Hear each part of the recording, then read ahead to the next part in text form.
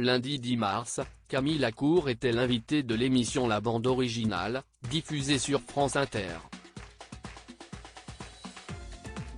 Au cours de cet entretien, le champion de natation est revenu sur la naissance de sa fille et comment cet événement lui a permis de se remettre d'un burn-out.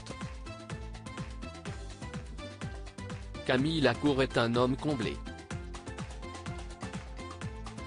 En 2012, l'ancien champion de natation a accueilli son premier enfant, une petite fille prénommée Jazz, issue de sa relation avec l'ancienne Miss France Valérie Beg.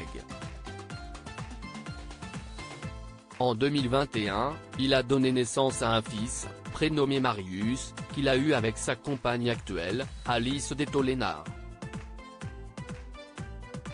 Mais avant de s'épanouir dans son rôle de père, Camille Lacour a connu des heures sombres, notamment après les Jeux Olympiques de Londres en 2012.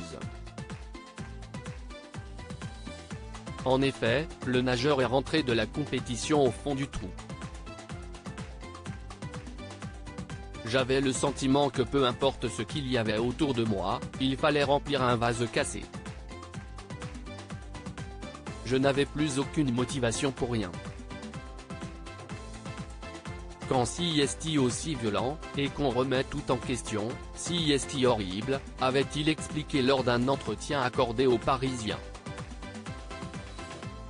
Camille Lacour revient sur son burn-out lundi 10 mars, au cours d'un entretien dans l'émission La Bande Originale, Camille Lacour est revenu sur la naissance de sa fille et comment cet événement lui a permis de se remettre de son burn-out. Les gens qui ont des burn-out, si est des gens qui ont accepté quelque chose qui n'était pas acceptable, trop longtemps. Des gens qui acceptent ça, si est des gens forts, a-t-il d'abord expliqué, avant d'évoquer sa situation personnelle. Ce n'est pas le même burn-out que les gens dans le monde de l'entreprise. Nous dans le sport, ça arrive vraiment après la compétition. Moi ça m'est arrivé en 2012, où ça a été très difficile après l'échec olympique, a-t-il confié.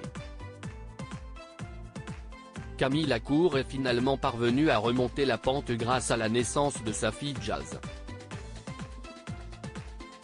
J'ai eu la chance, quelques mois après, d'avoir ma petite fille.